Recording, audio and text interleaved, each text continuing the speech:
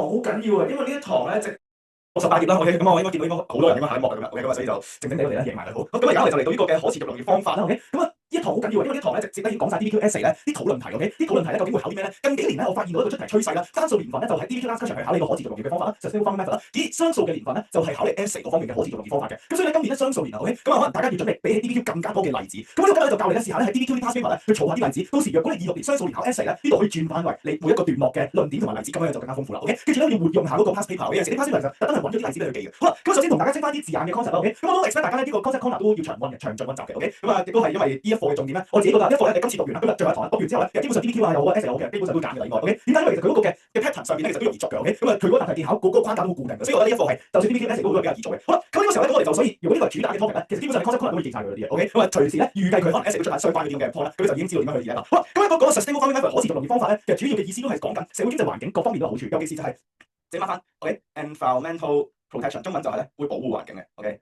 係啦，最緊要咧，佢咧一個可持續農業咧，最緊要嘅就係佢會做到 environmental protection，OK， 保護環境嘅。但呢個時候咧，佢冇限制嘅，總之做任何方式都佢保護到環境就 OK 啦。包括咧就可能買好多嘅科技啊，買好即係俾好多大量嘅資金啊，例如話呢個 precision farming 啦，精確農業咧，我想講譬如 GPS、GIS、RS 等等嘅 OK。嗱呢個聽講係咪？全球定位系統啦 ，OK，呢個地理信息系統啦，再加埋呢個嘅遙感啊 ，OK， 遙感系統等等。嗱呢啲咧全部咧都係啲屬於高科技，亦都係需要用好多資金嘅。但係咧佢咧幫我哋咧去計算好我哋要用嘅灌溉用水啊，同埋我哋要用嘅肥料等等咧，令到佢唔會有環境污染。咁上堂有講啊，用得太多咧會有唔好處噶嘛，係嘛？用得太多佢會過度使用嗰啲咁嘅化學品咧，咁就會令到環境退化噶嘛。咁而家就係呢個精確農業幫我哋精確計算到我哋要用嘅數量咧，咁呢個時候咧就會造成環境退化。但係呢個時候咧，我想大家要留意翻啦，佢有部分嘅措施咧係需要用錢用科技嘅，希望大家可以留意一樣嘢 ，OK。咁啊，都係屬於可持續農業方法啦。然後大家如果記住啦，假設你哋今日咧要考呢個 precision farming 精確農業嘅 essay 咧，大家記住佢通常咧同滴灌咧 drip irrigation 一齊出嘅 ，OK。因為咧精確農業咧當中有一個部分咧，佢嘅灌溉嘅方式啦 ，irrigation 嘅方式咧係用滴灌 drip irrigation。點解啊？因為記唔記得上一堂學過咧，重力噴3款嘅灌溉系統啊，最好嘅一定係滴灌 drip irrigation，因為佢最慳水嘛 ，OK。再加埋咧，但係除咗慳水之外咧，大家要知道啦，因為佢唔會咧令到啲水分停留喺泥土表面 ，OK。咁呢個時候咧，其實換言之，佢係可以減少 surface runoff 肥料徑流，然後咧。亦都係啦，即係少咗水咧，會沖走啲泥土，咁我哋一個 erosion 侵蝕嘅作用亦都會減少，所以我哋就可以保護啲泥土，唔好俾佢再沖走啦，就係咁啦。咁所以咧，大家要記住呢個 drip irrigation 咧，呢個滴灌咧都係屬於可持續農業方法喎 ，sustainable farming method。而我想要咧，大家記住啦，有陣時咧啲 MC 可能飛嚟，我想大家可以翻低。其實咧，呢個滴灌 drip irrigation 係一時先會有一個嘅化學品會用到嘅 ，OK。即係有時咧就可能呢度嗰啲水管咧入邊可能加咗啲化肥啊 ，OK， 嗰啲水啊加咗啲化肥啊，或者加咗啲殺蟲劑等等，但係咧唔係所有農場都咁樣嘅，部分農場先會加啲肥料、加呢啲咁嘅化學品嘅，但係有啲咧就冇嘅，OK。咁希望大家到時大家留意下 MC 有冇足夠嘅資料去證明呢個滴灌 drip irrigation 係有加到呢啲咁嘅化學品咧 ，OK， 自己要 check 咯，就咁，咁希望大家知道呢樣嘢，呢啲係一時嘅 ，OK。咁啊，到時睇呢頭，好啦，咁啊，所以咧大家要再落到呢個位咧，就開始清一清啲 concept 啦。organic farming 有機耕作咧，我想講咧就係一個位咧，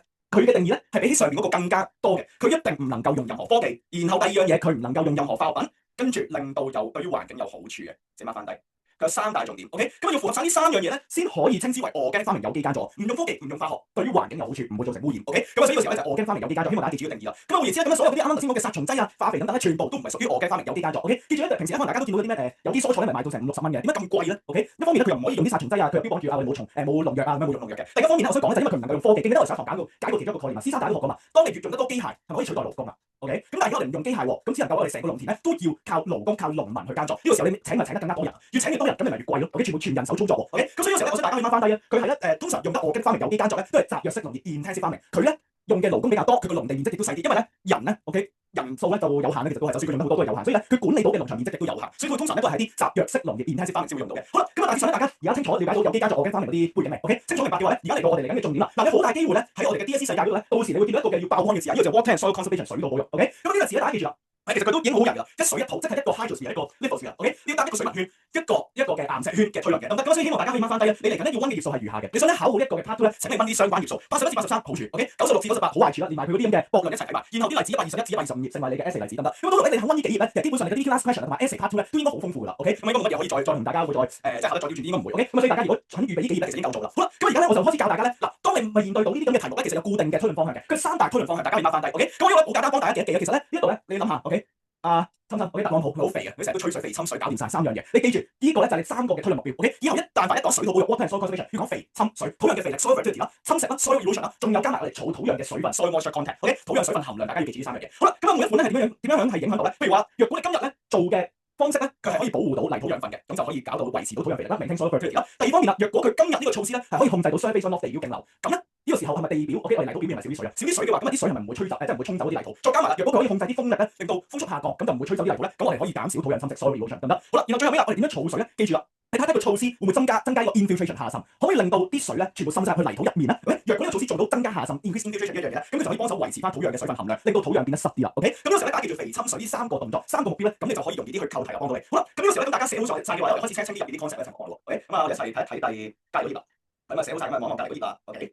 咁呢個咧開始咧就會講一啲比較重點啦。OK，大家都應該可能未必搞掂嘅地方可能會好亂嘅。OK，咁啊先望一望，如果寫好晒嘅話，可以望一望隔離嗰頁。嗱，而家咧隔離我將一啲好類近嘅字眼咧放晒喺同一頁。OK，俾大家一齊咧留意下有啲咩相同同埋不同地方。我哋先望一望 mulch 地膜覆蓋同埋 cover cropping 覆蓋間作兩款咧都有覆蓋嘅字眼，兩款都有 cover 嘅字眼喎。但係究竟佢哋有咩唔同咧？大家一齊望一望啲圖先。OK， 自己諗下佢有咩相同不同之處。OK， 點樣分佢咧？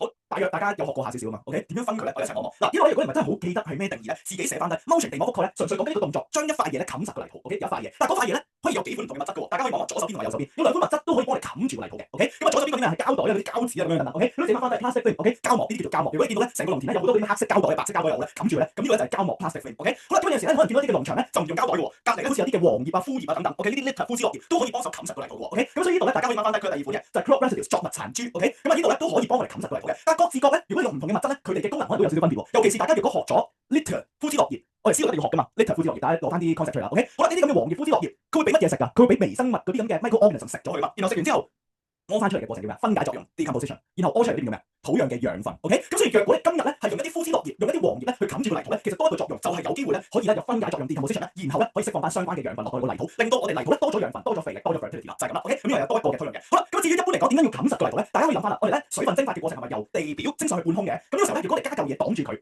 咁嗰啲咁嘅蒸發咧，OK？ 水分咧就蒸發唔到上半空，俾呢個膜咧擋住佢，只能夠閘住反彈 ，OK？ 冇回頭咁樣樣 ，OK？ 咁呢個時候咧，咁我哋一開始咧就可以講翻啦。咁所以呢個時候咧啲水分蒸發唔走咧，咁啊不斷咧嗰啲水分咧都係滴翻落去我哋個泥土表面，咁我哋可以儲翻水咯 ，OK？ 咁你就自己去講翻啦，減少翻蒸發啦，然後咧啲水不斷滴翻落去泥土，增加翻土壤嘅水分啦，然後啦用翻少少 E1 嘅概念啦，同學仔 ，OK？ 有讀過 E1 嘅，有讀過岩石，都大家知道咧，你咧啲石頭啊，又或者嗰啲泥咧，如果濕咗水會點啊？變得黏咗，變得硬淨咗、硬實咗嘛。咁呢個時候大家記住啦，原來咧當水分越高嘅時候咧 ，OK？ 土壤水分越高越黏咧，我哋個內在嘅 cohesion 就增加，所有 cohesion 土壤嘅內在增加，慢慢黐得越實咧，咁可以有咩好處啊？如果啲泥土唔鬆散，黐得好實嘅話咧，基本上好難俾啲風吹雨打吹走晒嘅。所以希望大家記住啦。所以亦都如果我哋可以保護到啲土壤嘅水分，亦都可以減少土壤侵蝕 soil erosion 嘅，得唔得 ？OK， 咁呢個時候令到我哋個土壤實淨啲，個結構更加緊密啲啦，soil structure 更加好啦，就係咁啦。OK， 咁大致上大家見到，我大致上咧希望大家今年咧應該唔使搞得咁深入咧，因為有機會你哋 essay 要寫，所以我想知道咧，我想大家知道點樣去推論到呢個肥侵水呢3個動作。OK， 咁所以到時咧大家咧去對你哋啲 essay 啲段落咧，希望大家可以數你齊唔齊呢3部曲肥侵水 ，OK？ 解釋水土保育所有 water conservation 嘅時候，你嘅推論有冇齊呢3樣嘢咧？齊嘅話咁就 OK 啦 ，OK？ 好啦，咁而家我哋再望望下低啦。你啱啱了解咗上邊呢個地膜覆蓋 mulching 係有塊嘢冚實個泥土，呢兩塊嘢可以嚟自枯枝落葉又好啊，膠袋又好嘅 ，OK？ 咁同下低有咩分別咧？一齊望望啦，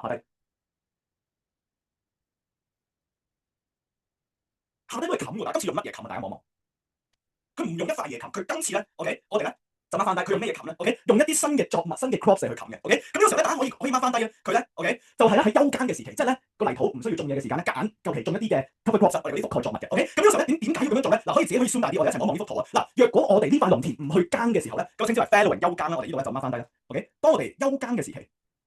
我哋係咪成個農田乜嘢都唔種啊？係咪？咁但係有咩壞處咧？你啲泥土係咪裸露晒 bare soil 啊 ？OK， 發生咩事啊？你啲水分係咪好容易蒸發上半空啊？同一時間當落雨嘅時候，係咪大量嘅水分都會咧可以喺表土上面流動，沖走晒你啲泥土啊？係嘛？原來咧我哋休耕嘅時期，如果個泥土係裸露嘅話咧，係唔會幫到我哋係保護到我哋個環境嘅。OK， 咁所以因此咧，我哋咧盡量試下避免一樣嘢發生咧。咁我哋咧喺啲休耕嘅時期咧，就會種一啲嘢咯，種一啲我哋唔會識嘅嘢。OK， 咁啊求其一是但種啦，用啲有嘢種住佢咧，有咩好處啊？第一樣嘢，你種任何作物都好，係咪有根部啊？有 roots 啊？記唔記得根部嘅作用係咪？大家有學要攞翻師傅啲嘢咯。根部係咪幫手找實啲泥土啊？當啲泥土實淨咗嘅時候，佢咪唔會好容易俾風吹雨打吹走咗，係嘛？咁所以咧，我想大家去掹翻低第一樣嘢，我哋肯種嘢嘅時候咧，咁我哋可以找實啲泥土，減少土壤侵蝕 soil erosion， 得唔得 ？OK， 咁啊呢個搞掂咗侵蝕嗰部分咯 ，OK， 好啦，但係仲有嘅喎，仲有點樣推論埋剩翻低嗰一兩樣嘢咧？大家可以一齊望望咯。好啦，呢度如果你真係唔明嘅話，自己掹翻低。如果有讀E4嘅同學仔都要留意下 ，OK， 咁啊，因為咧有陣時咧農業一課咧，大家都要知道有一啲嘅旺季同埋淡季嘅，種嘢都有旺季淡季。尤其是咧你可以諗下啦，珠三角啦 ，OK， 香港一帶咧係咩季節落雨啊？夏天落雨啊嘛，所以咧通常夏天就會種一啲好需要用水嘅作物。C7大家都要學嘅，最需要用水嘅作物係乜嘢啊？最 water intensive 嘅 crops 係咪？C7我哋學過，我哋有積水嘅土壤噶嘛 ，water logging soil 啊嘛。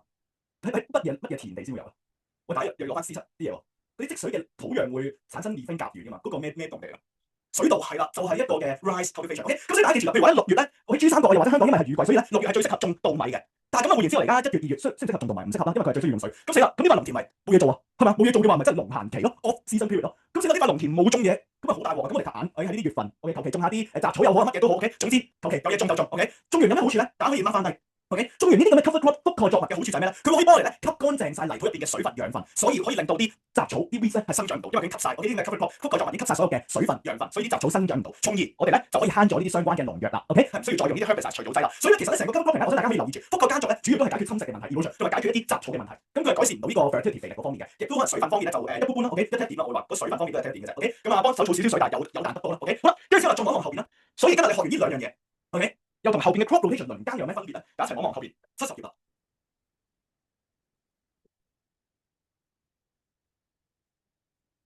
OK，好，咁啊，70頁呢度咧輪耕咧，其實大家記唔記得係咩意思啊？大家有冇印象？OK，望住一幅圖，應該大家都可以諗到少少嘢嘅。OK，輪耕係咩意思咧？我想講咧，因為咧2年 MC 有考過，好多人錯咗，跟住咧呢啲時候咧，好多時候咧考評局會將啲 MC 嘢咧放落去 DBQS 考慮，所以呢個更加需要問。OK，crop rotation 輪耕係乜嘢咧？係每個季節種唔同嘅，4季都種唔同嘅。OK，春天種菜，夏天種生果，冬天又種啲稻米咁嘅是但啦。OK，總之每個季節種一款嘅作物。OK，咁啊輪流咁樣耕作，稱之為 crop rotation 輪耕啦。好啦，咁呢個有個例子俾大家可以了解下嘅。OK，咁啊春天嘅話咧，就譬如話種啲椰菜花啦等等。OK，呢啲係最吸養分嘅一啲嘅作物，我哋春天種咗佢啦。OK，好啦，咁春天種晒啲咁嘅椰菜花，吸走晒啲養分啦，死啦！咁啊夏天咪呢個泥土咪冇養分咯，點算啊？咁我哋夏天咧就會轉一種作物，呢啲叫做固氮作物，英文就唔使寫啦 ，nitrogen fixing crops。OK，咩嚟咧？大家可以翻低，譬如話種一啲豆類嘅植物啦。OK，豆類嘅作物係可以幫我哋咧係增加翻泥土嘅養分嘅。OK，稱之為固氮作物 ，nitrogen fixing crops。大家記唔記得土壤養分咪有3個元素啊？大家有冇溫書啊？3個元素氮磷鉀啊嘛。OK，nitrogen、potassium 同埋 phosphorus 啊嘛。佢當中佢咪可以補充翻呢啲氮啊 ，nitrogen 土壤養分其中一款嘅元素。OK，咁呢個時候咧，啱啱春天除咗走晒啲肥力，夏天又會可以幫我哋補充翻喎。所以第一步，我哋咧輪流種嘅時候可以幫我哋恢復翻土壤嘅養分。OK，soil nutrients 得唔得？好啦，跟住之後啦，咁我哋咧幫手儲好晒養分啦。咁我哋咧到秋天啦，我哋割完呢啲咁嘅嘢咧，割完晒啲豆啦，秋天又種啲咩咧？秋天咧就種翻一啲可以幫我哋鞏固翻泥土結構嘅一啲嘅作物。OK，針對完肥力之後，再針對埋泥土。OK，譬如話就係可能種翻啲玉米啊，OK corn 啊等等呢啲。咁啊有啲根部咧可以幫我哋找得實啲泥土，又可以幫我哋取一取啲水落去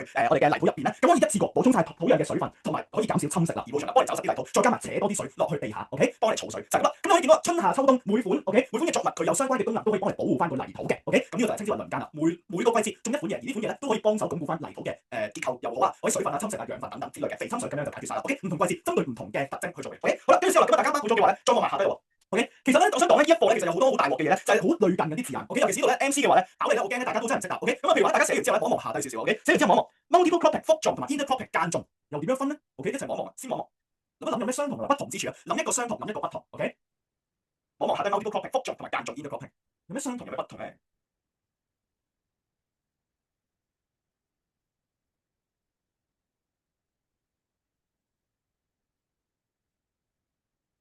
望完之後順便望埋隔離咧 terracing 梯田同埋等高耕作 contour plowing。你覺得有啲咩似樣嘅地方？有啲乜嘢可以幫手分辨呢兩樣嘢咧 ？OK，有時大家啲概念讀得好清晰先啦，如果唔係咁樣咧，撈埋一碟咧，好快咧，啲 MC 都圈唔到答案。所以我哋一齊講啲好相似嘅嘢。OK，甚至會唔會有一款嘅題型係叫你做比較咧 ？compare 嘅時候，你更加需要清楚啲 concept 啦。OK，好啦，咁啊大家寫好晒未？寫好嘅話，我哋開始落去。啱啱頭先諗完之後咧，大家見唔見到 multiple cropping 複種同埋間種 intercropping，佢哋咧你望一望嗰個嘅。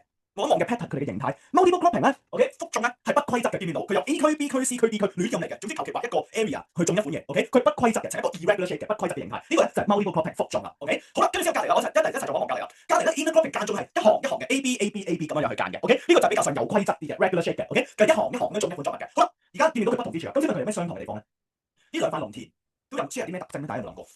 都有 A 有 B 有 C 有 D 喎，因為好多作物我哋記得好多兩款或者以上嘅作物，兩款或者以上嘅 crops 喺同一個農田出現嗰個叫做乜嘢咧？乜嘢耕作咧？乜嘢多元耕作係啦，冇錯。佢哋唯一嘅相同之處就係兩者都係 polyculture 多元耕作。OK，你可以見到一個農田種兩個或者以上嘅作物咧，咁呢個就係 polyculture 多元耕作啦。所以而家見唔見到相同同埋不同之處啊？喂，相同方面種兩款作物 polyculture 多元耕作，不同方面一個就係規則嘅，一個係不規則，一個 regular 一個 irregular 得唔得 ？OK，咁樣搞掂晒佢啦。好啦，咁呢個時候咧再可以望埋其他，咁其實佢基本上都可以搞掂到咧肥侵水3樣嘢嘅。OK，再望埋隔離71頁啊，寫完之後望埋 terracing 梯田同埋等高耕作 contour plowing。請問你啱啱望完之後，佢哋兩樣嘢點樣分咧？有咩分別啊？點分啊？有冇講得一個好緊要嘅比較點啊？可以幫你分到佢不同之處，有冇諗過？複種唔係，隔離梯田等高耕作 terracing contour plowing 有冇人諗嘅？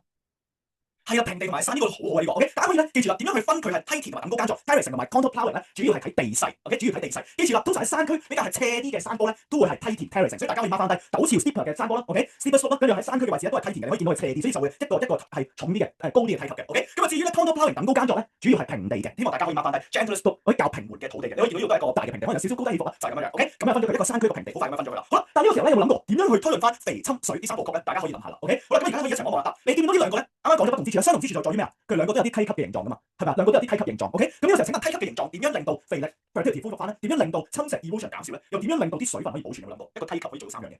點推論咧？係啦，向下流咁啊，增加做乜嘢先啊？增加係要向下流啊，落到去係下滲，OK，所以咧係會增加 infiltration。好啦，冇錯啦，同學仔係啦，你一吸咧，啲水一吸咁樣錯一錯咧，你就會跌落去嘛，向下流嘛，水向下流。呢個時候咧咁樣錯一錯，啲水就會直接衝咗落去泥土入邊，增加咗下滲 infiltration。同一時間記唔記得我哋如果溫咗 C2 又好 C6 又好，啲水向下流嘅時候咧就唔會喺上邊再行駛啦。咁呢個時候咧就可以減少 surface runoff 地表徑流啦。好啦，我想講我幫大家拆呢兩個 point 咧已經有兩大好處喎。OK， 先講一講 infiltration 啦，下滲增加咗，請問針對肥深水邊一樣嘢？水嗰方面係啊，冇錯，可以幫你保護翻、補充翻土壤嘅水分。第一個 point 出現咗。OK， 好啦，咁啊，跟住之後再大家諗下，喂，我哋今日咧就保護到水分啦。第二樣嘢，減少咗 surface runoff 地表徑流喎。咁所以有啲咩會減少咧？侵蝕係土壤侵蝕，冇錯，侵蝕啦。OK， 嗱，呢個我想加多少少推論俾大家嘅，大家要攞翻少少 C2 啲 concept 出嚟。OK， 當少咗 surface runoff，少咗地表徑流，我哋個能量係減少啦。當能量下降嘅時候，有利沉積 deposition 啦，記唔記得 ？OK， 咁所以呢個時候咧，大家可以諗下沉積咧，佢都有兩大功能。第一個咧就係多咗沉積，少咗侵蝕，我哋搞掂到土壤侵蝕嘅問題啦，所以會出現嘅問題啦。第二方面咧，大家有冇學過 ？OK， 沉積作用當中包括啲咩啊？有啲淤泥咁嘛，大家有冇聽過 silting 嘅淤積㗎 ？OK， 咁所以呢個時候咧都可以有你一啲淤泥可以沉積喺我哋表土入邊嘅。OK， 表土上邊，咁呢啲叫做乜嘢咧？嗰啲叫做 alluvium 沖積土。呢啲咁嘅淤泥沙石咧，入邊都有啲礦物、有啲嘅營養、有啲嘅養分嘅，而呢度咧都可以幫你補充翻土壤嘅養分 ，soil nutrients 就係咁樣樣啦。OK， 咁希望大家咧大致上咧，到時大家了解佢個每一個特徵嗰啲功能咧，你自己拆開肥深水推論。咁呢個段落而家係咪好豐富啦 ？OK， 就係咁樣樣啦。好啦，咁啊至於其他嗰啲咧，我覺得咧就應該大家都明㗎啦。咁我呢度都快 skip 咗佢。好啦，直接落到去大家搞掂咗咧，就落到72頁啦。OK， 中間嗰啲可以自己翻去再睇睇，或者陣間會再補充一下嘅。OK， 咁啊我哋再望埋72頁，我哋再望埋72喎。好，咁啊大家搞掂咗咧，咁我嚟到72呢個位，我想大家睇睇底部。好啦，同大家溫翻書啦。記唔記得 dry farming 旱耕係咩意思啊？大家旱耕 dry farming 係咩意思啊？邊度出現㗎？南加州收緊佢方面出現㗎嘛，係嘛？咁記得南加州幾時落雨啊？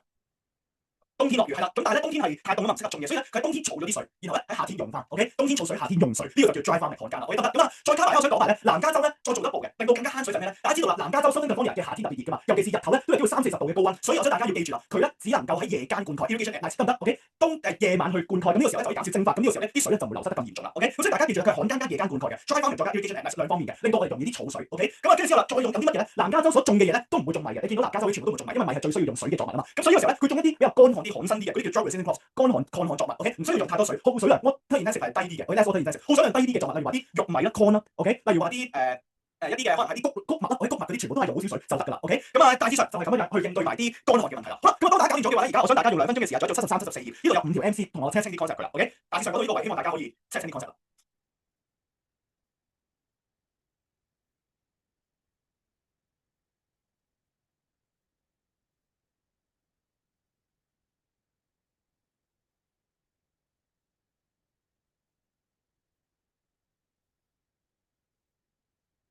2頁啦，都同5題。OK， 73、74。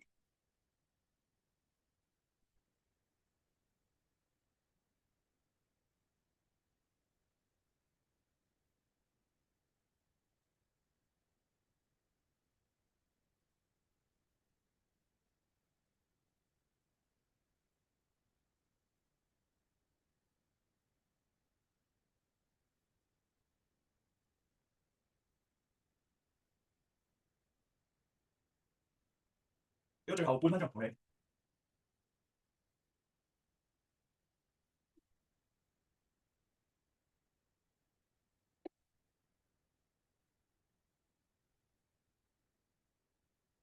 好，咁我哋一齊睇到答案啦。嗱，呢度應該啱啱頭先大家聽完都好容易去諗嘅啫。OK， 有機耕作、organic farming，乜嘢都唔用啊，淨係用人啫嘛。咁用得好多人嘅時候，每個人都好貴嘅喎。請啲農民，或者請啲農民打工咧，都好貴喎。你請好多人啊嘛，所以個時候生產成本就會高啲啦。High production cost。好啦，第二樣嘢咧，我想大家可以留意下啲伏位啊。佢今日喺 drip irrigation 水力灌溉，佢都唔知道啲水入邊會加化肥，會加 fertilizer， 所以而家係未知喎。呢個資料佢一個題目都冇提供相關資料，咁都唔知道佢會用化肥。咁千祈唔好冤一號仔喎，因為資料不足啊，資料不足，唔能夠一口咬定佢一定有加化肥，一定係一個可以維持到土壤養分。OK， 咁所以一號仔咧就唔得。咁只能夠做啲咩咧？因為佢係可以減少 surface runoff 地表徑流。OK， 然後啦，對於環境嘅問題咧亦都唔係好嚴重。OK， 咁因為佢係幫我哋慳水慳力啊嘛，少啲過度灌溉，少啲 over irrigation 嘛。咁所以咧2號仔、3號仔應該係 firm 啲嘅答案嚟嘅。OK， 咁答案就係 C。好啦，跟住之後啦，大家再望一望下低少少啦，呢個都開始有啲伏嘅。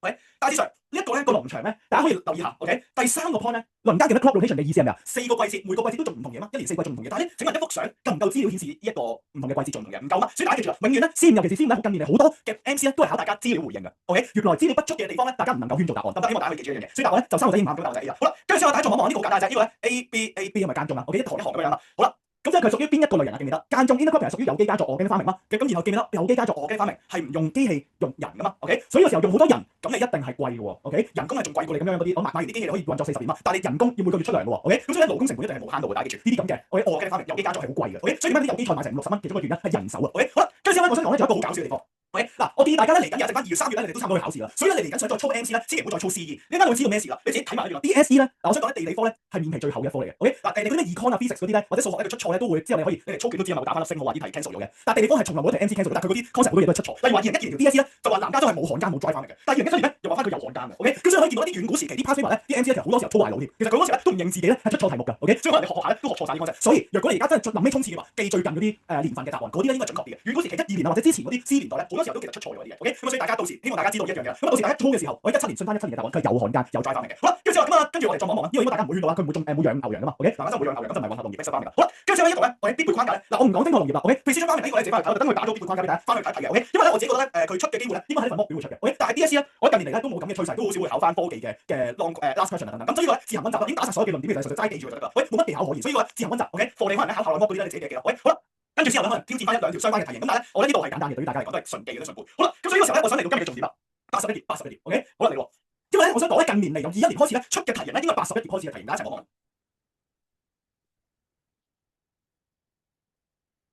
OK，咁啊，整翻分低啦。嗱，81頁。嗱，嚟緊咧，我哋會學一啲只有 DSE 先會出嘅措施，而你哋教科書係不會出嘅措施。OK，咁所以呢度咧，其實好多時候咧，點解我成日覺得，喂，你哋喺學校啲校外 mock 嗰啲聽完可以當個笑話就算，因為咧，基本上佢係出版社出嗰啲嘢咧，佢都跟翻出版社入邊啲教科書內容。但係 DSE 有 DSE 嘅出發㗎嘛，你知唔知係兩班人嚟㗎？OK，兩班唔同嘅人，佢兩班唔同嘅思維。但我哋最尾考係咩啊？係考 DSE 呢個遊戲，唔係考出版社呢個遊戲啊。OK，咁所以唔該大家而家即刻補充翻嗰一堆出題者佢背後究竟佢 research 啲乜嘢 topic 咧，就係以下呢啲啦。OK，嗱，以後咧，我想大家可以記住啦。我 essay 嘅話，你有好大機會會見到呢啲咁嘅字啊，水土保養啊，可持續耕作農業 soil water conservation、sustainable agriculture 啊，大家一見到呢啲字，然後佢話用落去實用去實行咧。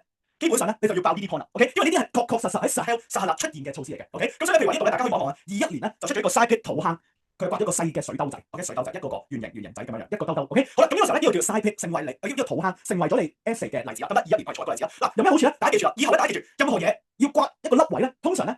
有咩好處啊？見到水向下流上去，水向低流嘛，所以咧呢個時候你刮一個凹位，啲水就全部走晒嚟啦，因為呢個係個低位嚟㗎嘛。好啦，咁呢個時候咧，其實大家記住，以後任何凹位咧係幫你儲水 store water 嘅，得唔得？咁就講翻有關儲水呢個概念啦。譬如話儲啲咩？儲雨水、儲地表徑流、surface runoff 嗰啲水 ，OK？任何水都會落到去呢個水兜仔入邊嘅，得唔得？咁呢個時候咧就可以補充到我哋嘅水分啊，土壤嘅水分就可以恢復翻喎。好啦，第二方面啦，大家可以再望望。第二個咧，佢有機會啦，一時時睇情況。睇個 data 有冇提供過？若果佢又加 organic matter 有機物質，大家應該私有學過有機物質係咩嚟㗎？枯枝落葉咯 ，litter 咯。好啦，然後會通常俾咩食啊？俾啲微生物或者 decompose 食㗎嘛。跟住然後分解 decompose 出嚟嗰啲叫做咩啊？由有機物轉化為無機物啊嘛 ，inorganic matter。而啲 inorganic matter 無機物就係養分啦。OK，嗱呢個過程都想講，佢咪而家係咪吸引咗啲微生物嚟進駐去食呢啲咁嘅枯枝落葉啊？或者食呢啲 litter 啊？咁我想講譬如話白蟻呢啲咧，佢係會捐窿㗎嘛，係咪？喺個泥土入邊捐窿，佢捐完呢啲窿咧，我想講啊，呢啲窿咧可以咧有利呢啲咁嘅水咧都向下滲嘅。OK，開咗好多個窿咧，係俾啲水向下滲，所以咧大家記住，佢吸引晒嗰啲嘅白蟻去掘窿咧，其實都可以幫你改善翻 infiltration 下滲嘅喎。OK，咁啊就係一樣嘢，佢係吸引啲白蟻啊、真菌等等全部入晒嚟，然後幫你捐窿捐罅，跟住然後令到我哋泥土開晒好多個窿咧，就可以儲到水啦，就係咁。然後啦，跟住之後我哋再望一望下低少少，如果大家都大概搞掂嘅話，再望埋下低。嗱，呢度咧間晒啲地理詞彙嚟嘅，希望大家到時應該要出到呢啲相關地理詞彙。好啦，跟住之後啦，咁大家再望埋啦。OK，咁可以做到水啦，希望大家可以寫到土壤制水量、soil moisture retention 啊、water holding capacity 等等，OK，持水量等等呢啲專業嘅地理詞彙，得唔得？呢啲專業地理詞彙好緊要。好啦，最後呢一樣嘢咧都比較特別啲嘅，佢咧種嗰啲咁嘅作物 crops 咧，如果佢大棵啲咧就有好處啦。大家應該第一方面大家知道種一定係種一啲唔會用好多水嘅作物啦，我哋 drought resistant crops 耐旱嘅作物啦。然後第二樣嘢啦，若果你種嘅作物種嗰啲咁嘅蔬菜水果咧，佢啲樹葉夠大棵嘅時候咧。夠大塊啲樹夠大塊，可以遮陰啊 ，OK，可以有 shading effect。而個時候咧，大家記住，可以咪幫我哋泥土降溫。當泥土降溫咗嘅時候，蒸發都冇咁高 ，OK，而 evaporation 都冇咁勁。咁呢個時候咧，我哋又可以幫手儲水，減少水分嘅流失啦，就係咁啦 ，OK。希望大家可以大約知道呢幾個功能，記住佢啦，就係啦。咁啊，成為你 essay 嘅推論又好啊，DBQ 點樣嘅推論都有。好啦，跟住之後話25年咧就出咗呢個 half moon 半月 ，OK。係咁呢個時候咧 half moon 半月咧，其實咧你搭嘅推論咧其實同土坑沙鐵好似，點解？佢即係挖一個大啲嘅兜啫嘛 ，OK。頭先係細兜，而家係大兜 ，OK。佢個大兜大致上係一個 C 字形 ，OK 咁樣嘅，好似一個半個月亮咁樣 ，OK。所以先稱之為 half moon 半月耕作。好啦，咁呢個係一個大兜水嚟嘅 ，OK。咁所以大家唔知係到同一個嘅功能就係儲水呢個功能咯 ，OK。好啦，跟住之後啦，咁我哋就呢個可以翻低啦，佢可以幫手儲水啦。跟住之後啦，跟住之後最緊要乜嘢咧？原來你種啲嘢咧，如果種得夠高咧，仲有一個嘅功能喎，係做一個防風啦。如果你種到一棵樹又好，或者高啲嘅植物咧，可以幫我哋擋風嘅喎 ，OK，有個 windbreak 防風能嘅作用。呢個時候咧可以減少泥土嘅侵蝕，因為咧風速冇咁大，風速冇咁高冇咁強咧，吹唔起啲泥沙。咁呢個時候咧可以減少土壤侵蝕，所以冇錯啦 ，OK。然後再加埋啦，你肯種一棵草咧，佢咪都會跌晒啲黃葉落去啊 ，OK， 跌晒啲枯枝落葉 litter 落去嘛，咁啊可以又成為咗泥土嘅養分咯 ，OK，係咪一個好健康嘅循環啊 ？OK，就係咁樣樣啦。希望大家呢度咧就知道點樣扣題啦，養分啦、水分啦 ，OK，等等侵蝕啲全部都可以扣到晒，就係咁啦。好啦，跟住之後咁啊，黑寬就大致上就做一樣嘢啦 ，OK，收下啲水啦，跟住之後咧增加翻養分啦，跟住之後咧就係減少翻侵蝕，大致上就係咁啦。好啦，跟住之後第三個，我哋一齊望望第三個82底部第三個，就係2023年考嘅嘢咧，我一齊望望。好啦。好，咁呢個時候咧，2023年咧就考呢個石屎 stone lines，OK，嗱，希望大家可以記住啦，啲石屎係點樣樣安裝咧？佢好似個石牆咁樣樣，一條一條咁樣裝嘅，有咩好處啊 ？OK，大家可以諗下啦，啲水咧係咪咁樣行嘅？啲地表徑流 surface runoff 係咁行嘅。如果你每條咁樣都爭咗啲石頭咧，發生咩事啊？啲水係咪喺度停咗？係嘛？啲地表徑流 surface runoff 係咪喺度停咗？咁呢個時候你咪可以直接可以寫到咯。哦，佢原來可以制止啲水嘅流動，減少地表徑流，減少 surface runoff，OK，咁呢個時候啦，好啦。咁呢啲水咧走唔到喎，咁只能夠喺泥土上面積聚，我積聚啲水，咁啊慢慢積下積下，咁啲水咪會下滲咯。當你減少地表徑流 surface runoff 嘅時候，就會增加 infiltration 增加下滲啊嘛。好啦，啲水慢慢越滲越低，滲到落去地下水，幫我哋補充埋地下水咯。就係咁，原來儲水係幫我哋容易啲儲水，希望大家記住呢樣嘢。OK，然後再加埋啦，因為咧你針對咗地表徑流 surface runoff，所以少咗水喺泥土上面行，咁啊沖得少咗啲泥沙咯。咁呢個時候咧，咁你就可以講埋啦，咁啊同呢個侵蝕有關啦，同 erosion，OK 都有關嘅。OK，減少地表徑流就可以減少土壤侵蝕，所以 erosion 啦，就係咁啦。好啦。大致上大家了唔了解到，其實都係用翻啲肥侵水啲概念去構題啫。OK， 好啦，咁啊跟住大家可以再落到去下低少少啊。咁啊大致上大家都了解到七七八八未 ？OK， 好啦，咁啊呢個時候咧，咁啊就大家可以再翻去再望一望啦。因為成日 S 啲推論其實基本上我哋每一款都係差唔多認識嘅。好啦，跟住啦，隔離咧第四啊，我哋望一望隔離第四 agroforestry 農林業。OK， 整好未？好啦，好緊要啦，嚟到呢個重點，因為啱啱頭先咧已經係幫你 list 曬單數年份所考嘅措施，所以剩翻低有機會出現喺你哋啲題目咧，就會係呢個 agroforestry 農林業。記住啦，不論係 C5、C6都好咧，都好大機會出農林業 agroforestry。OK， 點樣去認佢咧？記住啦，你見到有樹。再加有啲草，有啲咁嘅作物兩樣嘢 ，OK， 有樹有草咁樣樣，呢個就係農林業啦。你望到佢好似差唔多成個森林咁樣，但係咧下低又種緊嘢嘅喎。呢一個就叫 agroforestry 農林業。有咩好處咧？啲樹咪可以成為防風林 windbreak 咯 ，OK。跟住之後啦，咁啊亦都係幫我哋咧一度一跌好多咁嘅枯枝落葉，又係可以幫我哋補充翻好嘅養分等等。同埋我哋若果呢度咧。若果呢度係種一啲固氮作物 nitrogen fixing crops， 例如話豆科類啦，咁啊等等啦，全部都可以幫你補充翻養分嘅 ，OK 就係咁樣樣。咁希望大家大致上知道咧，農林業係好可持續嘅，好 sustainable 嘅，就係咁樣樣 ，OK 好多方面都可以幫你保護翻泥土嘅特徵，就係啦。好啦，咁啊大家搞掂嘅話咧，再落到去喎，我今日農林業嘅一個大嘅特徵啦，我哋大嘅重點啦。第二個重點 ，OK 地膜覆蓋 mulching， 我哋啱啱頭先 MC 講咗，所以大家可以 refer 翻 MC 個位 ，OK 就得㗎啦 ，OK 咁呢我都唔多講，都係肥侵水嗰自己砌翻靚仔啲啦 ，OK 但係呢個時候咧，我想大家可以了解翻 ，OK 呢度都未必係最重點，所以大家點解要上堂唔好走堂嘅一個原因 ，OK 我會講一個好緊要嘅地方，呢個先係最容易有機會考到你嘅嘢，就係呢個。再大兜啲嘅水，成個魚塘、成個水塘咁大嘅水咧，我哋喺 Sahel 係有做到嘅喎。呢個叫做咩咧？一個大家喺下低 mark 翻低 ，OK， 下低 mark 翻低。呢個叫做 Bowley 集水坑，佢挖咗成個可能係成個九龍咁大嘅 OK 水坑咁樣樣嘅 OK。呢一個咁大兜水咧，可以咧匯集晒所有唔同地方嘅水咧，全部都可以咧跌晒落嚟呢個水坑度。呢個就叫集水坑 Bowley， 係好大個規模嘅，仲大過半月嘅，仲大過呢啲咁嘅挖掘土坑 OK。佢啱啱頭先係細兜、中兜呢個極大兜水 OK， 成個九龍咁大嘅，大過維園好多呢啲咁啦。呢個成為咗artificial pond 人工池塘啦，用嚟做咩咧？呢個唔係一個好大嘅凹位啊，所以四方八面嘅地表徑流、四方八面嘅 surface runoff 全部最後尾咧都會衝咗落嚟呢一兜水入邊，咁啊好容易幫你儲到水咯 OK。咁啊呢個時候點解我哋一定要記一樣嘢咧？因為儲水咧，儲咁大兜水有兩個作用，一方面幫我哋容易啲有灌溉用水 OK， 幫我哋容易啲有 irrigation water 可以種嘢啦。另一方面咧，原來咧都可以針對到本身撒哈拉地區嘅農業嘅喎。點解係做咩啊？遊牧業農咩咧？養牛羊。咁呢個時候啲牛羊係咪都有水可以飲啊？有牧草有 pasture 可以食啊 OK， 有水草供應就係咁樣樣。所以希望大家記住呢個先係重點 OK。Bowley 集水坑 OK， 因為可以搞掂晒兩樣嘢，種又得養又得，兩款嘅農業活動都有針對到嘅 OK 就咁啦。咁樣希望大家剩翻低咧睇翻啲 QR code OK， 我已經揾到咧考評局究竟係睇邊一篇學術文章順住出呢啲咁嘅嘢，所以大家好驚係咪教科書冇啊？呢度原來呢個係教科書 OK DSE 嘅教科書喺度，咁啊大家自己想再詳盡啲溫習，再 scan 埋個 QR code 去揾佢啦 OK。咁我已經幫大家揾晒所有嘅題目嘅空間出嚟空間，全部喺晒度啦 OK。好啦，跟住大家可以記後一頁啊，記後一頁嚟喎。好快望一望第一題 OK 84頁第一題究竟點樣考咧？有一款嘅題型咧係成日覆咗好多人嘅，一齊望一望第一題 OK。我想大家試下審一審題 OK， 第一題係最難嘅我自己覺得。1分鐘時間試下諗下，大約你腦海會諗啲咩 point 答咧 OK。然後我哋再對你嘅範圍咧睇下啱唔啱啦。咩啊？錯晒係啊！你要聽住我講，一陣間有啲百搭嘅框架，令到你點都啱翻晒啲嘢，你唔識都可以啱得翻。望一望先，大家審一審題先，我一年打審題。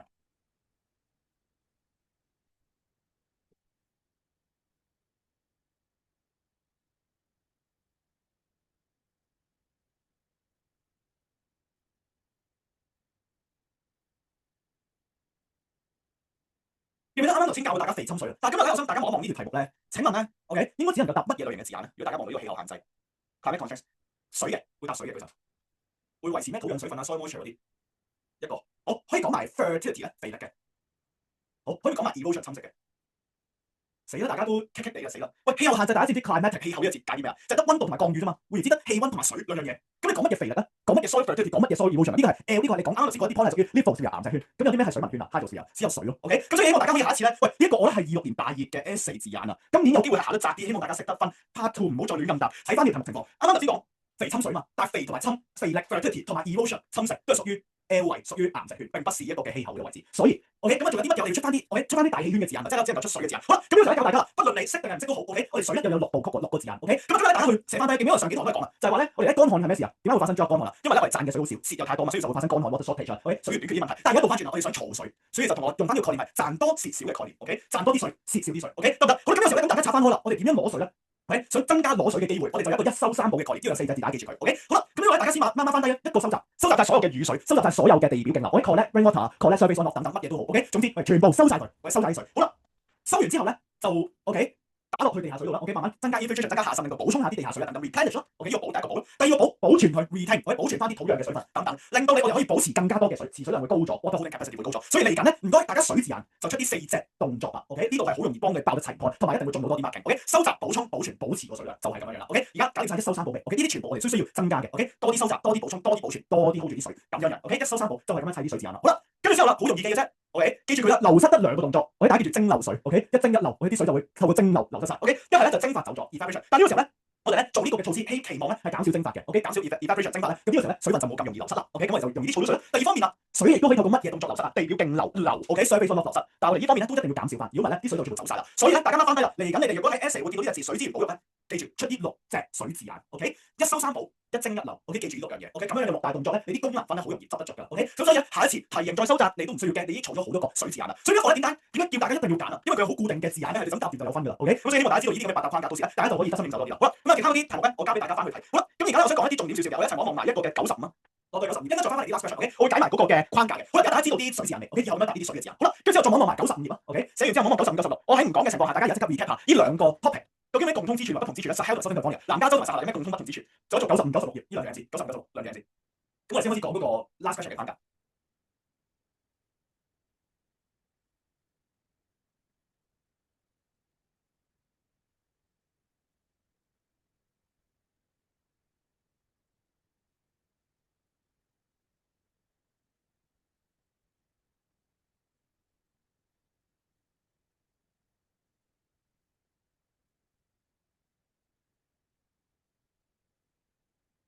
好，得未 ？OK， 一齊對一對啦。好啦，咁因為咧點解要先做呢兩條 MC 咧？你做完呢兩條 MC，你先明一陣間嗰個嘅 last question 嘅框架點樣運作，又或者 essay part 嘅框架點樣運作。我想大家記住啦 ，OK？ 點解好多時候咧，南加州、Southern California 啲措施係應用唔到落去呢個撒哈拉 Sahel 咧？希望大家可以記住啦。OK， 兩個地方咧，其實咧佢哋嘅自然啊、氣候條件其實差唔多接近一樣嘅。記唔記得兩個地方都會出現 drought 旱災啊？咁所以咧，自然因素並不是 OK 造成 Sahel 或者撒哈拉咧出現饑荒嘅問題。而大家記住啦，之前我不斷喺度講過咧，記住啦，撒哈拉 Sahel 點解會有饑荒啊？主要係人嘅問題嗎？人禍，記住饑荒係個問題，係人禍 OK， 人嘅問題係一個主因。所以咧，大家記住啦，應該係2號、3號仔係關人事啊嘛。所以咧，個答案就應該係2、3唔係1啦，唔關天然嘅，唔關自然嘢嘅。OK， 好啦，跟住之後咁所以你見到嚟緊呢嘅駁論係咩啊？嚟緊呢嘅駁論咪就係有一個段落一定要講人民因素咯。OK，human factors 成為一個駁論咯。你做咗幾多措施都冇用，有人禍嘅出現，永遠都有饑荒，就係咁啦。OK， 好啦，跟住之後再望一望啦，呢度同大家 check， 所以大家知道係咪兩個地方佢哋係咪都係只係同一個氣候環境啊？兩個地方都乾嘅喎，大家知唔知 ？OK， 咁所以要整翻，但應該咧，2號仔係錯到7彩嘅喎，大家可以望我。OK，咁南加州應該都係乾嘅，而唔係濕嘅，希望大家留意翻呢樣嘢。好啦，咁所以嚟到呢個位置啊，咁唔單止 DBQ 嘅 essay 咧 ，OK 嘅 part 2你都可以望一望呢一個表，幫大家齊看嘅。但係如果覺得唔夠看或者可能咧，你覺得都好混亂嘅話咧，我呢度咧都印埋 essay 嘅標準框架105頁嘅105至到去106 OK。咁不論 essay DBQ 都好咧，我哋都有呢個咁嘅思維嘅，希望今日教咗呢個思維咧，你到時咧就唔會再寫啲咩資金啊、科技唔夠嗰啲嘢。我今日幫你試下包裝下資金科技啊、貧窮啊、貪污啲嘢咧，包到一段靚靚仔仔嘅。OK， 就係呢一段。OK， 嗱，記住啦，點解咁多一啲南加州、Southern California嗰啲嘢咧係唔能夠用喺我哋呢個嘅 Sahel 撒哈拉咧？因為咧原來咧好多嘢咧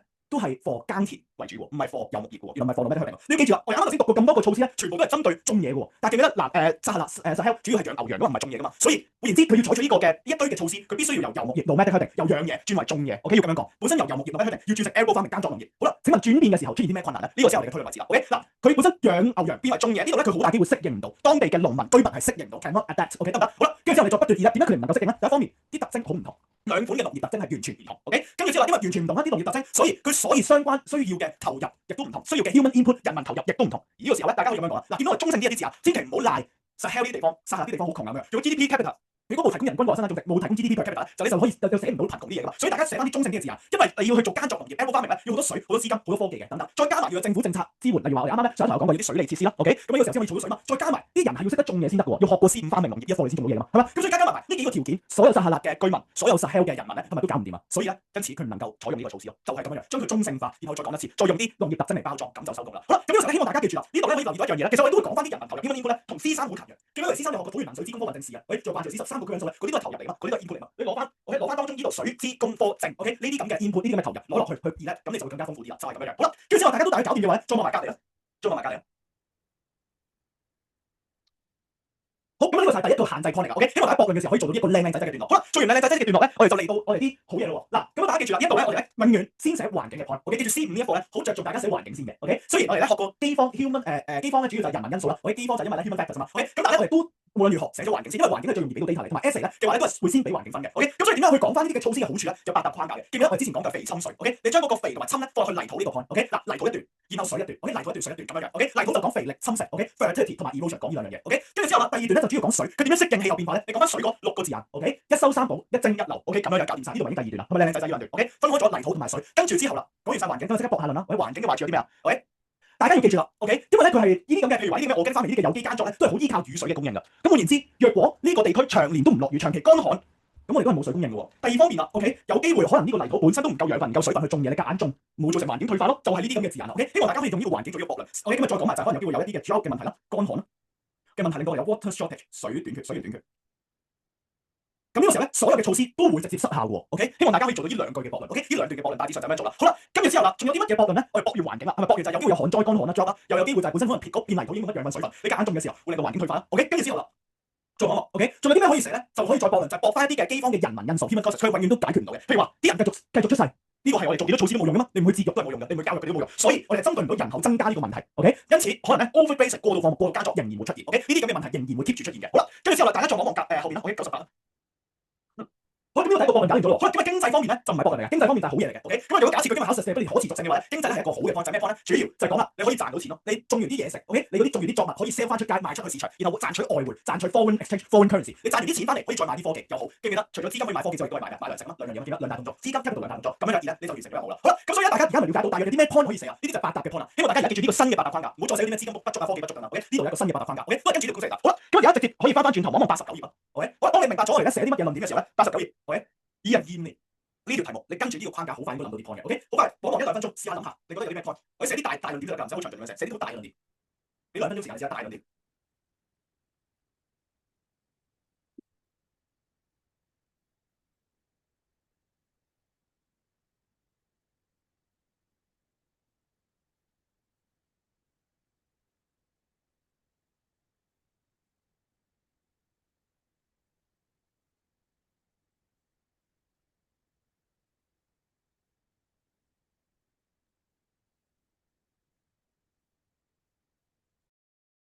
DBQ 要抄 data。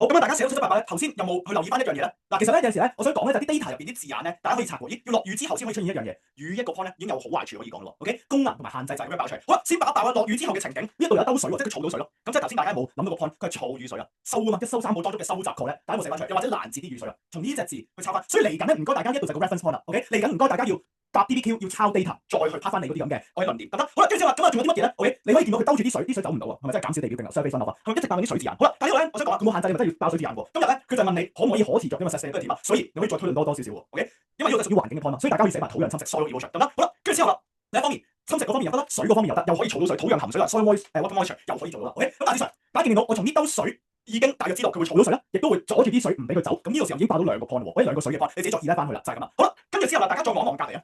OK， 係啦，咁啊，所以同一時間你可以諗下落雨後嘅環境。喂，咁啊，即係咪好依靠一個措施，咪好依靠雨水嘅供應啊？咁但係假設呢個地區出現 drought 旱災，唔落雨點算啊？咁成個措施咪會失效咯，唔夠水供應咯。咁所以大家要講翻啦，因為有機會出現 drought 旱災，會有機會有 water shortage 水源短缺，咁令到呢個措施失效，呢個咪第一個限制咯。從呢幅圖都可以答到，淨係呢個下雨後都可以知好多嘢。第二樣嘢咧，你見到佢特登 show 埋塊地係點啊？一樖草都冇嘅，大家見唔見到？係咪一樖草都冇？即係證明呢一塊泥土係好差。見到上一兩堂有教過大家，一見到有泥土，但係咧佢係冇任何草嘅，咁啊即係話佢好差呢塊農地，呢塊土地負載能力低咯 ，land carrying capacity 係低咯。點解？因為咧佢呢度都冇，除咗水都未必夠，草都更加冇嘅，所以唔夠水、唔夠草、唔夠 water、唔夠 pasture。OK， 咁就失效嘅機會都。OK，咁呢個時候咧就令到佢可能未必可持續嘅一個方式，就係啲泥土本身都啲質素差。好啦，然後咧最後尾大家又爆咗一樣嘢。遊牧業嘅可持續性，啱啱頭先講晒環境啦，咁剩翻低有啲咩未講？社會經濟咯 ，OK？ 你記住有啲答可持續性 sustainability 呢隻字眼咧，你最尾都要包到3個元素嘅喎，唔係淨係齋爆環境。雖然係要先寫環境，但係咧請你記住啦，請你記住啦，OK？ 都要講一講社經，譬如話遊牧業可唔可持續，都可能取決於人民因素 human causes 喎。例如話，若果繼續啲人亂咁養咧 ，OK？ 亂咁種咧，發生咩事啊？過度放牧仍然存在 overgrazing 呢個時候係咪都可以令到所有嘅水啊草全部食晒？咁咪環境會退化咯，又可以拉翻去 environmental degradation 咯，環境最尾都係會退化嘅。OK？ 呢度咧可以咁樣寫得靚仔啲。咁咪其中一個駁論咯 ，OK？ 因為你唔控制嗰啲咁嘅牛羊數目，咁佢不斷食晒，環境又退化翻，你成個措施都會失效，已經唔可持續啦，就係咁樣樣。好啦，咁大致上大家應該係咁樣樣咧，爆到啲 point， 一齊望望隔離啊，望望後邊。嗱，我一定要講埋一個嘅增值 ，OK？ 嗱，一齊咧去望望一個嘅後邊嗰頁90頁，我寫完之後望望90頁。嗱，英文咧係91同埋92頁嘅，寫2頁嘅。中文咧就起碼至少90頁咁樣樣咧，先先有機會攞到3至4分嘅分數 last question。所以你睇翻你自己平時做 DBQ last question 有冇咁詳盡咧 ？OK， 冇咁詳盡都未必有4分嘅。OK， 嗱，希望大家記住之前我教過大家咧，之前上一兩堂都教過大家，或者之前啲課題都有教過大家，盡量試下背書題頭14分，縮短下你啲字眼。OK， 盡量簡而精咁樣作答，你先會有時間可以答到咁詳細嘅 last question。last question 不論中文英文都好，都要寫好詳盡嘅，一齊望望，一齊望望。OK， 好啦，咁大家寫好晒嘛？嗱，大家點解要上堂？其中一個原因，我想大家唔好參考英文嗰位同學仔，我覺得佢係寫咗好垃圾嘅嘢嘅。OK， 咁啊，淨係參考中文呢位同學仔啦，聽住啦。好啦，我覺得呢一個先係個完整嘅結構。嗱，點樣睇咧？大家可以望一望，學一學佢點樣做啦。不論你中文又好，讀中文英文又好，你望一望呢個真跡。OK， 希望大家可以跟住個真跡嚟答。好啦，希望大家嚟緊咧 last question 咧，唔該。若果問你措施，請你講埋措施名。OK， 第二樣嘢 ，OK， 喺你嘅第一段要交代立場，清晰嘅立場，你支持定係反對？請你喺第一段講清楚。然後啦，假設你今日嘅立場係反對咧，唔該都要先讚後彈。好多時候大家咧立場反對咧，淨係寫晒反對嘅論點咧就完成你嘅任務，但係咧呢個時候你只要攞到一半分數。記住啦，永遠呢 DSE marking 咧一半嘅分數係讚，一半嘅分數係彈嘅，所以大家要係正反立論咯。OK， 不論你嘅立場係支持反對都好，都要正反立論，先寫正後寫反，呢個係最佳嘅做法。OK， 好啦，咁你見到呢個同學仔啦，佢話唔得，跟住之後啦，你就講翻啦。雖然我都 OK， 雖然佢都有相關嘅功能嘅喎。好啦，呢個時候記住啦。抄資料，抄資料。好啦，你啱啱頭先咪爆咗啲功能分嘅，咁你講翻清楚，佢係嚟自 OK， 佢嚟自邊個資料去提示你有呢個功能咧？圖 4C、圖 4B， 記住啦，我要 expect 大家每段都要出現呢啲咁嘅數字英文字母，去提個 marker 知啊，你係有抄資料 OK， 希望大家要講得好清楚，係你有抄緊資料俾個 marker 嘅。好啦，唔單止抄一個資料，有時大家咧啲論點唔夠唔緊要嘅，唔係鬥多論點嘅 last question OK， 你見到佢都係寫2至3個論點咧，但係佢做咗咩元素？一個論點抄咗2個資料，一個論點抄2個資料，咁啊好用得好足啊，用得好齊 OK， 跟住之後啦，順便再望望呢度係攞到2分，一段攞到2分嘅其實，所以大家咧記住捉啲靚仔啲嘅論點，深度推論，用齊晒啲字眼，用齊晒啲資料 OK。你一段你爆到一個論點，你都有2分啦。OK， 嗱，你見到呢個同學仔咧，佢雖然個立場反對，但係佢喺功能分，佢讚嘅時候已經讚咗2分啦，見唔見到 ？OK， 已經大讚2分。好啦，然後佢點樣讚咧？大家望望，點解大家要寫水字眼同埋農業字眼啊 ？mark 第2分喺呢度，呢個位俾，證明佢 check 到你大概有5隻6隻嘅農業字眼、水字眼，佢先會俾埋下1分俾你㗎。OK， 所以其實我已經驗證咗喺驗面，我特登唔講2、3年，驗面最入地，原來都係咁樣要框架嘅大家。所以咧，大家就唔需要話，死啦阿 Sir 你講嗰啲咁嘅技巧有冇用啊？呢個已經試咗俾大家有用嘅，攞晒分嘅就係咁樣。好啦，跟住之後啦，記唔記得先寫環境？呢位同學仔做得好嘅位，係寫咗環境嗰 part。然後話，如果例如話嚴重乾旱有 serious drought 咧，英文自己寫翻啦。嚴重乾旱發生咩事啊？就會有機會有 water shortage 啦。OK。見唔見到？嗱，呢個時候咧，我想大家要加資料啊，唔該，加資料。嗱，呢個同學仔有加資料，佢會講得出嚟咧，係邊個月份咧係有乾旱嘅問題，有 drought 嘅問題。嗱，到時咧，大家請唔該，每一個論點加資料，每一個論點加資料，唔該。OK， 好啦，跟住之後啦，好啦，講完晒環境，再講社經，見唔見到？再講社經。OK， 咁就講翻 overbasic 過渡課，攞埋個分啦。OK， 嗱，見唔見到成件事？我哋咧學咗啲乜嘢？學咗就係你永遠係先讚後彈。OK， 永遠係抄資料嚟論證你嘅論點，係每段都有資料，然後數齊範疇。今日係可持續性 sustainability，所以有社經環嘅範疇喺你嘅論點入邊嘅。好啦，咁所以大家咧請你喺隔離咧91頁慢慢翻翻嚟咧 last question 嘅重點啦。OK，last question 嘅重點係隔離一齊慢慢翻嚟。大家寫好咗嘅話，望望隔一度。好啦，我想大家呢度咧千祈唔好睇啦，一個我一差嘅一個，呢個大家學完之後都未必攞得足4分，因為大家冇再睇啦。好啦，咁啊，如果要睇嘅話咧。你記住要睇嘅話睇93頁我打嘅升級示範呢個先見料 OK 咁啊好啦，咁呢個時候咧同埋睇埋呢個中文嘅同學仔嘅真跡啦。好啦，咁所以我想大家掹翻低，點解大家一定要揀呢課做 DBQS 咧？因為佢固定嘅推論方式就係永遠見唔見到。啱啱頭先波仔實時認證咗啦，你爆咗水字眼再爆農字眼，你儲咗水，自然農業都有好處。爆晒呢12隻字眼之後咧，咁你就扣緊翻可持續性 sustainability 啦，得唔得 ？OK， 跟住之後啦，你就可以有長遠嘅糧食供應 long term food supply 咁樣搞掂晒佢啦。好啦，跟住之後啦，咁你再望一望埋啦 ，OK， 限制嗰方面，不論佢任何課題都好 ，OK， 你寫 last question， 尤其是寫 DBQ last question， 唔該你 remark 翻。喂，齊唔齊啲範疇咧？跟住譬如話考實性嘅，不如可持續性，齊唔齊晒啲社經環3大範疇咧 ？check 自己個答案 ，check 自己啲論點，有冇齊晒範疇？第二樣嘢。齊唔齊英文字母咧？請問你嘅答案入邊每一個論點有冇足夠嘅資料咧？呢個係好緊要嘅。希望你嚟緊咧，你所有嘅 DBQ last question check 出你每一段至少要1個資料引用，最好就2至3個資料引用。所以你自己掹翻低，之前有教大家 TRE 結構咪試啊？喂，自己掹翻低 reference elaboration 呢度可以做2至3次嘅，每段可以做2至3次 reference elaboration 嘅。OK， 記住抄資料解，抄資料解可以做2、3鑊嘅。OK， 跟住之後啦，希望大家記住啦，今年啦，你哋考26年咧 DBQ 啲 last question 嘅論點咧，其實係隱藏喺每一個 source 入邊。所以你咧4A 抄1個論點，4B 抄1個論點 ，OK， 抄論點，每個 source 抄1個論點咧，你就可以齊到我哋嗰個嘅 OK DBQ 嘅 marking 噶啦。OK， 記住 last question 記住係先睇資料，每個資料抄1個論點出嚟，咁你就會齊章噶啦。OK， 最後邊你睇睇自己齊唔齊 4A、4B、4C 齊晒嘅話，應該理論上3分起跳噶啦。OK， 咁樣好啦，咁啊大家都搞掂咗嘅話咧，咁我 OK 呢一度咧就 DBQ 上面差唔多啦。OK， 我想話咧睇埋109頁，睇埋109頁，打4頁之後望埋109頁，睇埋呢篇 essay。OK， 好啦，我就教埋呢篇 essay 就收工啦。OK， 好啦，咁啊雖然今日講得耐咗少少，但係我想大家真係要學足晒呢啲咁嘅技巧咧，呢一度係幫到你救咗好多分數嘅。我望埋109 ，OK， 自己結109，寫完之後睇埋呢篇 essay。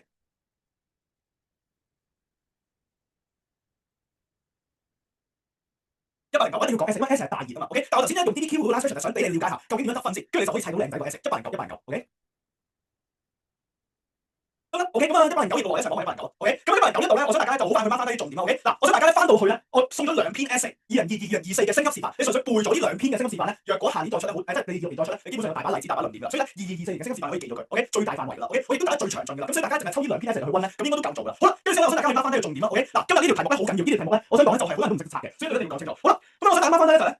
好多時候有兩個重點，一個叫做可持續地 sustainability 啦，另一個叫長遠地 long run，佢兩者都係同一個意思，大家就要寫經環嘅 OK。跟住之後啦，我想大家可以 mark 翻低咧，Sahel 撒哈勒咧，其實佢哋農業咧有分兩款嘅，種嘢養嘢，所以嚟緊咧你哋嗰啲論點咧，請你都要包含種嘢養嘢兩款嘅方式，得唔得？咁所以希望大家而家識得爆破未 OK。然後啦，再留意埋今日嘅扣題，我係當地人民，記唔記得 Sahel 嘅當地人民 OK？ 撒哈嘅當地人民點啊？冇錢冇學識冇科技可言，所以你一陣間列舉嘅措施，請你唔好講一啲要用科技要用資金要用知識嘅一啲嘢 OK， 淨係講一啲比較上低知識啲嘅，我唔需要話太多嘅投入，例如話有啲耕作呢啲講幾句都明嘅嘢啦 OK。好啦，跟住之後咁所以大家可以先諗下啦，本身佢主要做咩啊 ？Oil free graze 本身就會係過渡放牧 oil free grazing 啊嘛。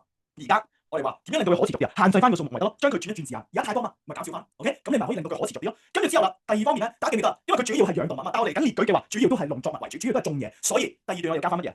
就係頭先啱啱 share 俾大家個八達論點咯。你要一定要將所有嘅養動物嘅農業活動全部轉為種嘢。耕作農業 apple farming 呢度係特別一個段落，好啦，你先可以開啟第三段嘅 ，OK， 你先可以開啟第三段，先可以開始講點樣種嘢。而大家記唔記得點樣種嘢啊 ？OK， 講翻呢啲大重點啊！我哋咧今日呢一堂咧講晒所有啲 concept corner 啊嘛，將你嘅 concept corner 學過嗰啲嘢擺翻晒出嚟，記住活學活用，你 MC 清過啲 concept 會成為 essay 嘅啦，所以點解大家要溫 MC 先？溫咗 MC 呢度咪轉下都轉埋你 essay 啲論點咯，係嘛？所以大家記住大家好 MC，但係其中一個原因幫埋你 essay， 幫埋你 DBQ 好多嘢可以幫到你。好啦，咁所以有啲咩例子大家好快翻低啊！希望你今日學識就係唔單止一課，其他課題請你記住，你溫 past paper 唔係背 marking， 你溫 past paper 係記佢用過嘅例子，得唔得？記佢用過嘅例子。今日我將單數年份用過嘅例子寫落去我哋篇 essay 度，咪靚仔仔喎。唔夠嘅話，再望埋呢兩個頁數，大把例子啦，真係大把例子啦。OK， 跟住希望你嚟緊溫 past paper。記例子，然後 past paper 純粹幫你試下啲背框架點樣用嘅啫 ，OK， 就千祈唔好再背佢入邊啲 marking 啦，年年都有機會轉，我想你知道點樣用就得㗎啦 ，OK， 咁大致上呢條題目好大熱嘅，好大熱，因為咧隔咗好多年之前第一堂咧貼咗俾大家，第一堂係講種嘅 Sahel essay 撒哈勒 essay 好耐冇出過嘛，所以大家一定要 prep 啦呢一條嘢 ，OK， 好啦，今日去到呢度為止，今日我想大家 check 快 check， 應該派咗本主筆記俾大家，然後咧有一本嘅 last minute 大家上一堂翻嘅話有本 last minute，OK， 冇嘅話出翻去問助教攞翻，跟住之後啦，仲有一份 mock 嘅上堂 ，OK， 冇嘅話出去問翻助教攞翻，OK， 而家去到呢度為止先 ，OK， 我 hold 住喺度。